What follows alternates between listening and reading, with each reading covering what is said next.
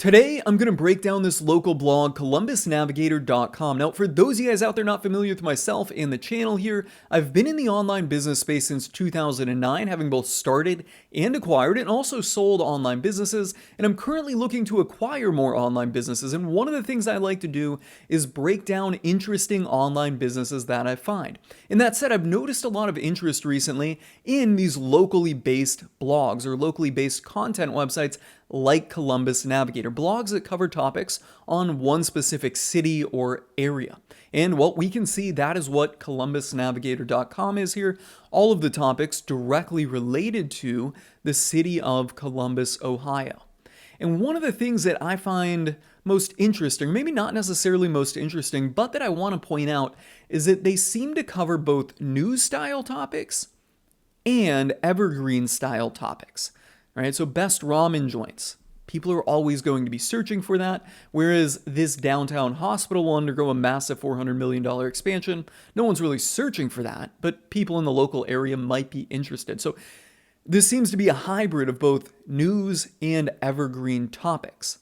Okay, and well, I think we'll talk about the reason for that now. I was going to say we'll talk about the reason for that later, but the way I see it is the evergreen topics attract the search traffic and bring in users by search, whereas the news topics are engaging on social media for the most part, right? And we can see a mix of that here. And literally, I think it's news topics, this column, evergreen topics, this column, but that does not seem to be the case. This just seems to be most recent post. We've got trending topics. These could be topics that are most valuable to the website it's themselves, not necessarily trending. Editor's choice, these are definitely going to be most valuable in some way. Holiday topics, food and drink, yeah. So all these topics on Columbus, Ohio, how does this website make money? Well, right off the bat, we can see it here in advertisements. And then let's see if there's any type of paid placement in these best ranking kind of blog post. That would be another way that they could make money, and then maybe affiliates, but most local businesses are not going to have affiliate programs, so ranking them and paying for placement is one way. Now, this website is very, very ad heavy, so they're certainly making a lot of money on ads.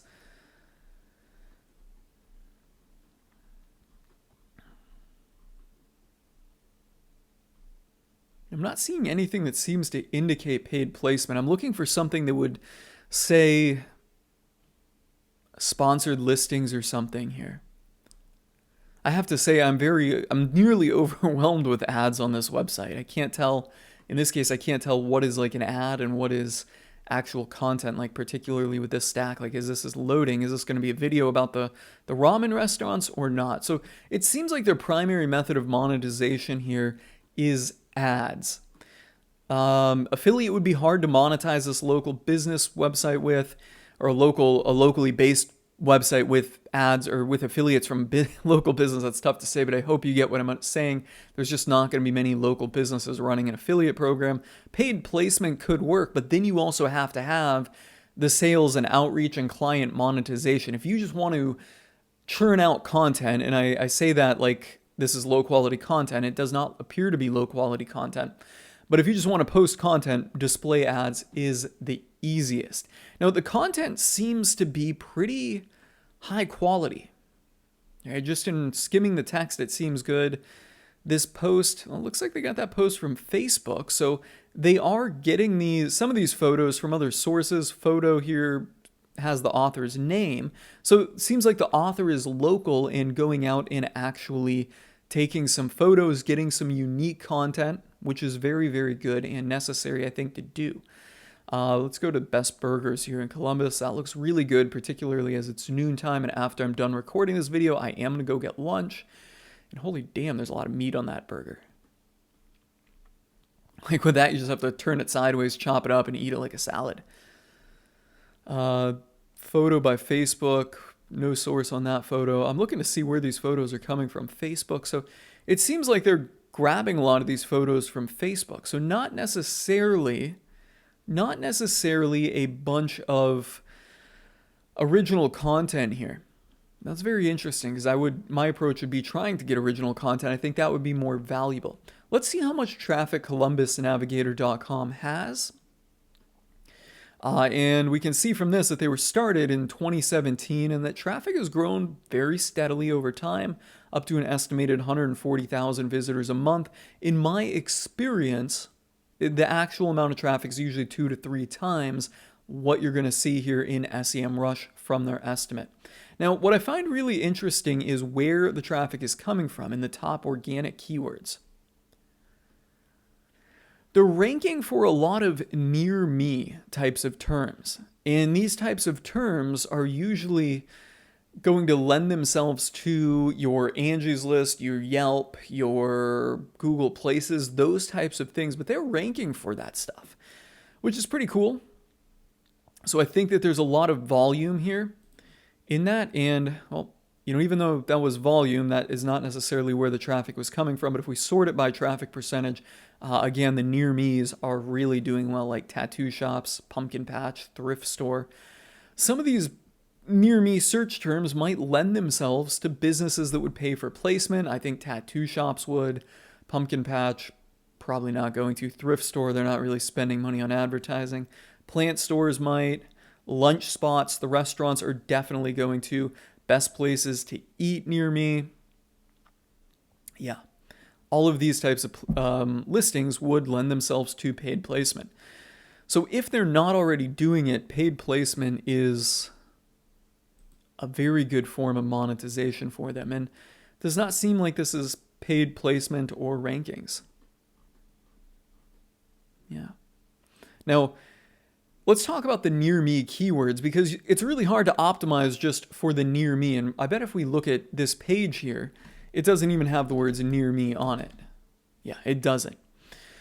So how they rank for that is by publishing just a lot of other content on the topic of Columbus, locally based content, and subsequently Google's detecting that, hey, their website is all about Columbus, Ohio, so now we'll start serving it for these near me types of topics. I think this is really, really good. Really, really interesting, I should say. So yeah, a lot of near me keywords driving the traffic for this. Now, if you recall, a couple days ago, I did a video on pty.life. They were not targeting near me keywords, and I think these near me keywords would be a very good opportunity for them to target. All right, so just start compiling lists, maybe with paid placement of best tattoo shops, best thrift store, etc. Things like that.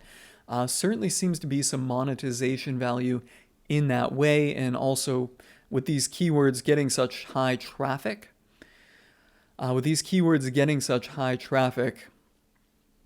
There's display ads opportunity there.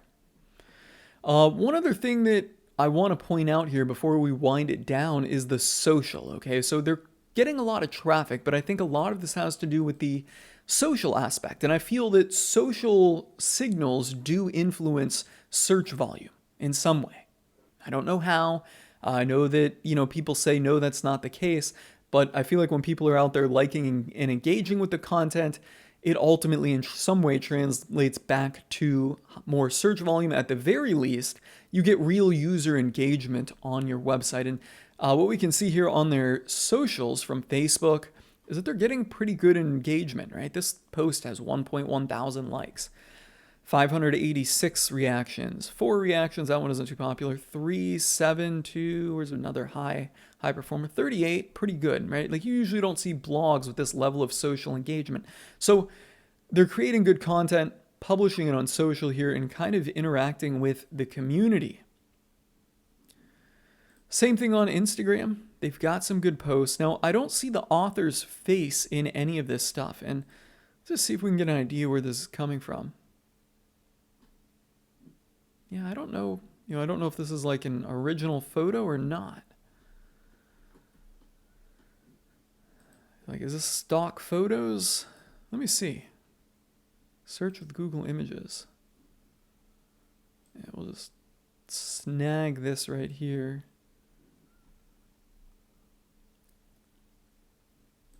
Go to find image source. It's not pulling anything up. So this seems to be in some way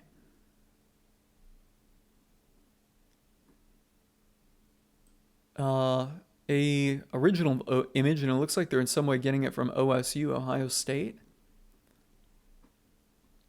Yeah, so if you could get original images from local photographers, that would be a killer way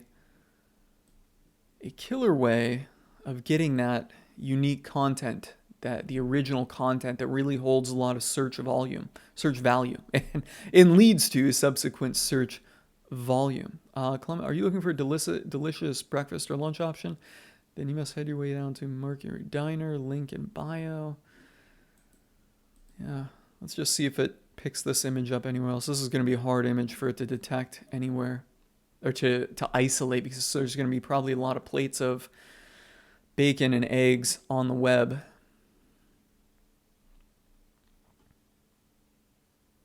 Yeah, it didn't detect anything.